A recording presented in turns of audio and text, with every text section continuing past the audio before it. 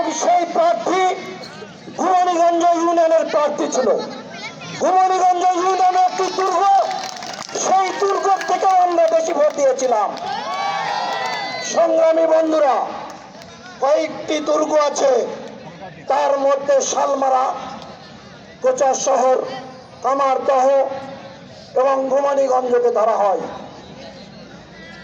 আমরা ইনশাল্লাহ অতীতে যেমন সফলভাবে আমাদের প্রার্থীকে নির্বাচিত করেছিলাম, আগামীতে যেন আমরা প্রত্যেকটি নির্বাচনে আমাদের প্রার্থীকে জয়যুক্ত করতে পারি।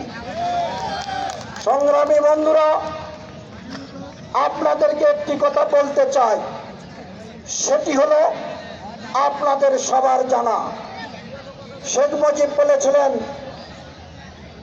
7 কোটি মানুষ, 7.5 কোটি কম্বল, আমার কম্বল গেল কোথায়? আপনি তো চোরের খনি সৃষ্টি করেছেন, আর আপনি যাবার পর আপনার মেয়ে এই দেশের অর্থনীতিকে ধ্বংস করে বিলিয়ন বিলিয়ন ডলার টাকা পাচার করে এই বাংলাদেশকে শোষণ করেছে। ঠিক তেমনি একটি আপনারা যেখানে বসে আছেন সেই চাপড়িগঞ্জ মাদ্রাসার মাঠ, এই মাদ্রাসার মাঠে বসে আছেন। এই মাদ্রাসার থেকে কামারদহ ইউনিয়নের সর্বোচ্চ বাণিজ্য হয়েছে। আজকে যে দোতলা ঘরটি দেখেছেন 3 শেডের, এটি আওয়ামী লীগের করা নয়, এটি অত্র এলাকার গণ্যমান্য ব্যক্তিরা চাঁদা দিয়েছে। সেই চাঁদার টাকায় এই দোতলা ঘরটি হয়েছে। অথচ কোটি কোটি টাকা এখানে বাণিজ্য হয়েছে, এখানে একটি ঘর পর্যন্ত করার সাহস পায় নাই। সেই কারণেই বলছি, আওয়ামী লীগ একটি চোরের দল, একটি চোরের খনি। সংগ্রামী বন্ধুরা, আপনারা জানেন আমরা যে নেতা, অর্থাৎ আমি এটি শুরুতেই বলা উচিত ছিল, যে নেতা আমাদেরকে আজকে এই মাইক ধরে কথা বলার সুযোগ করে দিয়েছেন, শহীদ জিয়াউর রহমান, তিনি কি করেছেন? আমরা যারা কৃষক, আমাদের ভাত রোজগারের জন্য এদেশে শ্যালো মেশিন এনেছিলেন। সেই তখন থেকে এই বাংলাদেশ কৃষিতে ডেভেলপমেন্ট করেছে। আজকে আমাদের ভাতের অভাব নেই, আজকে শহীদ জিয়াউর রহমান নেই, কিন্তু তাদের কথাগুলো আমাদের মনে পড়ে। আজকে আমাদের নেত্রী, আমাদের মা বিনা কারণে, বিনা দোষে তাকে কারাবন্দী করে রেখেছে, শুধুমাত্র একটি মিথ্যা তকমা দিয়ে।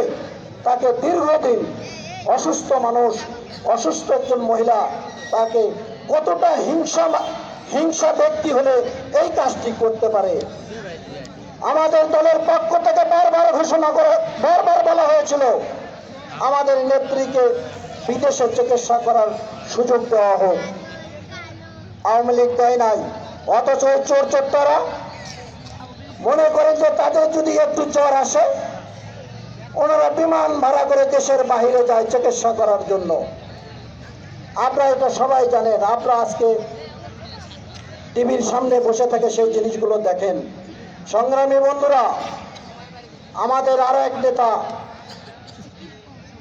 আমাদের দলের ভারপ্রাপ্ত চেয়ারম্যান তারেক রহমান, দীর্ঘদিন লন্ডনে বসবাস করছে।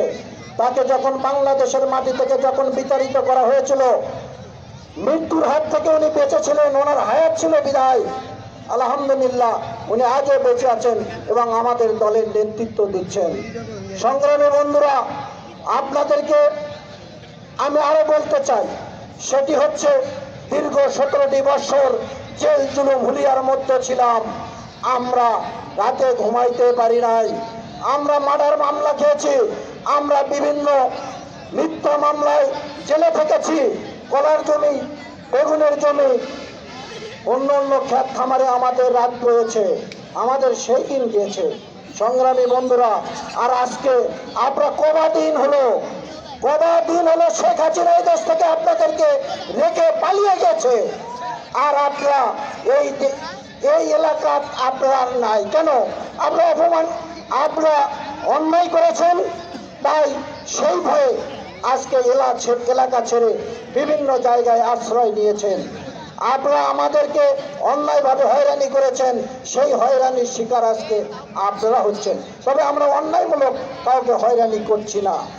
আপনারা মিথ্যা মামলা দিয়েছেন, আরামে ঘুমিয়েছেন, আর আপনারা এখন দেশে বিদেশে পাচার, অর্থাৎ মানুষ যেভাবে পাচার হয়, আওয়ামী লীগের নেতারা আজকে ইন্ডিয়া সেইভাবে পাচার হচ্ছে। লক্ষ লক্ষ টাকার বিনিময়ে বিভিন্ন জায়গা দিয়ে তারা ইন্ডিয়ায় প্রবেশ করছে। ইন্ডিয়ায় নাকি ওনারা সমাবেশ করবে, ওনাদের বাংলাদেশে সমাবেশ করার সাহস নাই, ইন্ডিয়ার সমাবেশ করছে ওনারা। সংগ্রামী বন্ধুরা, আপনারা সজাগ থাকেন। এই আওয়ামী লীগের সন্ত্রাসী গুন্ডা বাহিনীকে আমরা আর এদেশের মাটিতে প্রতিষ্ঠিত হতে দেব না। ধন্যবাদ সবাইকে। আসসালামু আলাইকুম। আপনারা ভালো থাকেন, সুস্থ থাকেন, আপনাদের হায়াত দীর্ঘায়ু হোক, এই আশাবাদ ব্যক্ত করছি। ধন্যবাদ সবাইকে। আসসালামু আলাইকুম। ধন্যবাদ সুন্দর গঠনমূলক বক্তব্য দেওয়ার জন্য। প্রিয় সাথী ভাইয়েরা, আমরা আর বেশি দেরি করবো না। আর 2 থেকে 3 জন বক্তা আছে, এ পর্যায়ে আপনাদের মাঝে বক্তব্য রাখবেন কামারদহ ইউনিয়নের কৃতি সন্তান গোবিন্দগঞ্জ উপজেলা বিএনপির সিনিয়র যুগ্ম আহ্বায়ক